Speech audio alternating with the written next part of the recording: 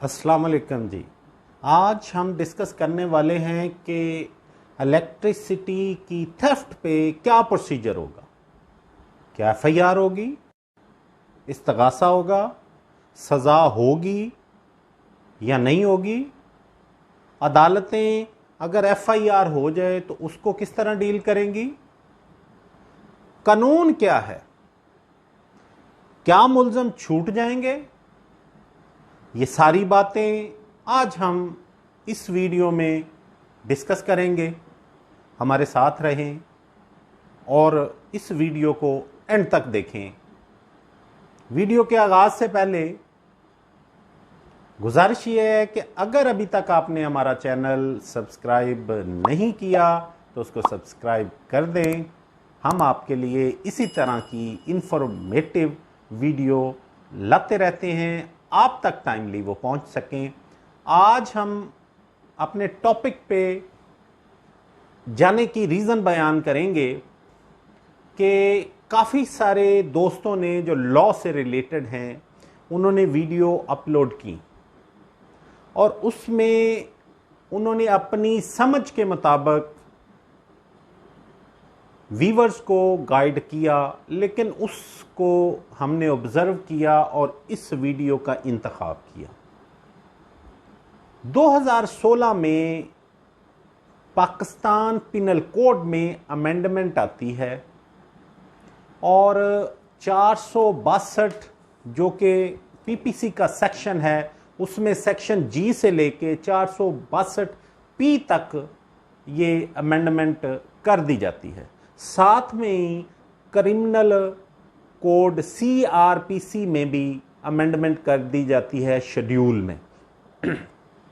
अब क्या हो, इस अमेंडमेंट के बाद जो थेफ्ट ऑफ इलेक्ट्रिसिटी है वो थेफ्ट ऑफ गैस से आगे वाली जो सेक्शन है उसमें ऐड कर दिया जाता है। इस 2016 की अमेंडमेंट से पहले अगर इलेक्ट्रिसिटी की थेफ्ट होती थी तो कौन डील करता था, कौन सा सेक्शन डील करता था।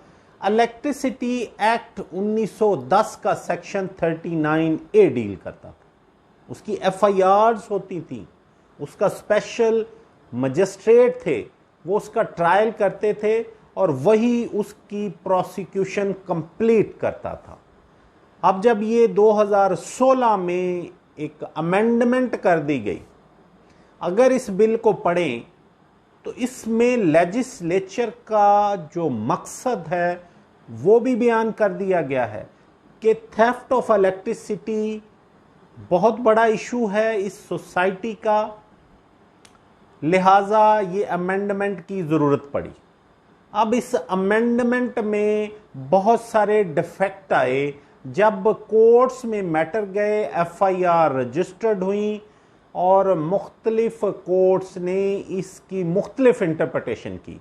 डिटेल वीडियो के 462 के जो जी से लेके पी तक क्या सज़ा और जजा है वो हमने ऑलरेडी वीडियो अपलोड कर दी हुई है, उसको आप देख सकते हैं। लेकिन इधर हम डिस्कस ये करने वाले हैं कि क्या एफआईआर होगी, कंप्लेंट होगी, सज़ा हो सकती है या नहीं हो सकती। क्योंकि बहुत सारी कोर्ट्स ने 462 जिसमें लफ्ज़ कंप्लेंट का यूज़ हुआ है उसके तहत जितनी भी एफआईआर्स रजिस्टर्ड हुई और 462 को समझते हुए उन्होंने सारे ट्रायल जो हैं उनको अगेंस्ट द लॉ डिक्लेयर करके एफआईआर क्वैश कर दी, ख़त्म कर दी।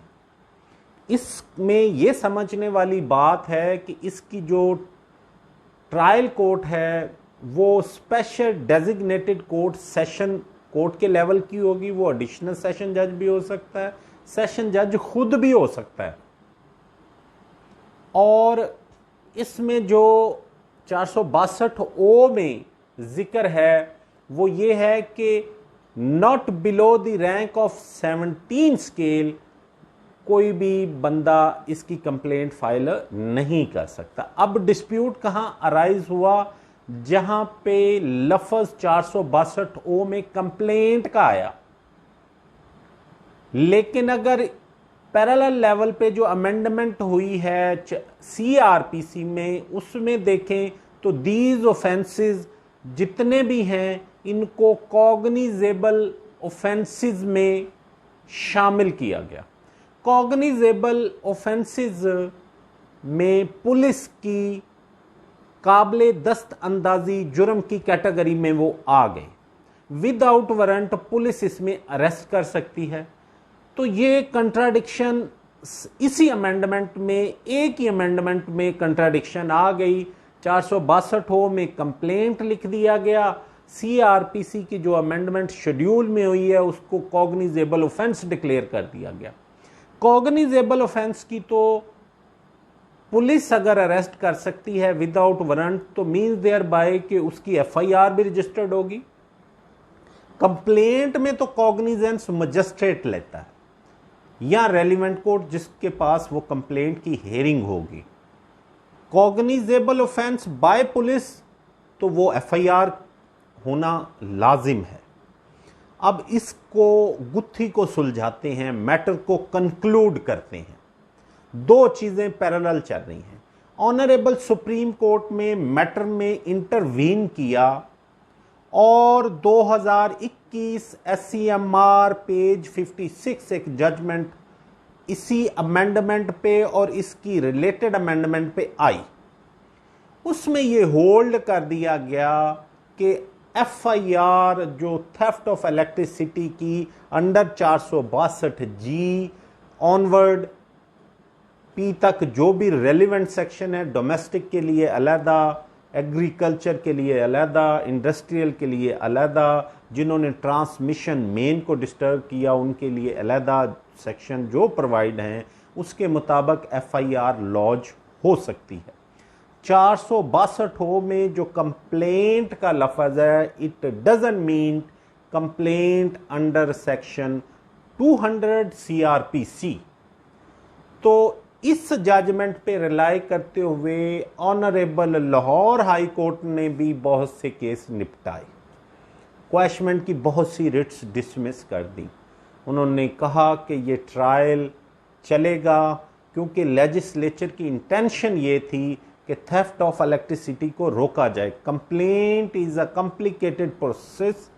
ऑफिशियल या ऑफिसर ऑफ इलेक्ट्रिसिटी कंपनीज वो पहले आके कंप्लेंट फाइल करें, फिर अपनी स्टेटमेंट दें सरसरी, फिर उसके बाद रेलिवेंट कोर्ट, डेजिग्नेटेड कोर्ट उस पर कॉग्निजेंस ले या ना ले, उसके बाद फिर वो प्रोसिक्यूशन, उसमें फिर जो एक्यूज्ड है उसको नोटिस जारी होते हैं।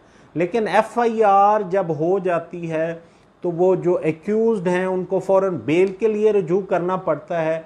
तो बेल में चांसेस देयर के स्टेट को रिकवरी हो जाती है, और अगर उन्होंने गलत तौर पे एफआईआर कर दी तो वो अक्यूज पर्सन जाके पुलिस में अपनी स्टेटमेंट रिकॉर्ड करवाए और उधर से पुलिस उसको एक्विट कर सकती है। एक्विट मतलब उसको निकाल सकती है, उसका चालान उसको इनोसेंट में निकाल सकती है या किसी और को 161 की स्टेटमेंट में किसी को शामिल कर सकती है।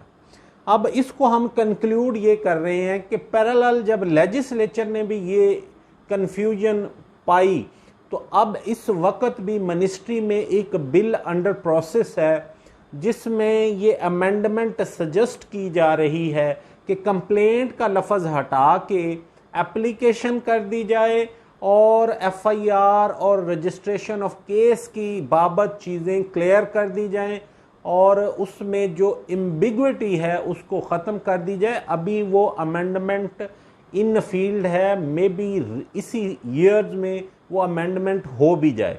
तो हमारा मकसद आपको इस तरह की जो कन्फ्यूजन है उनमें गाइड करना है।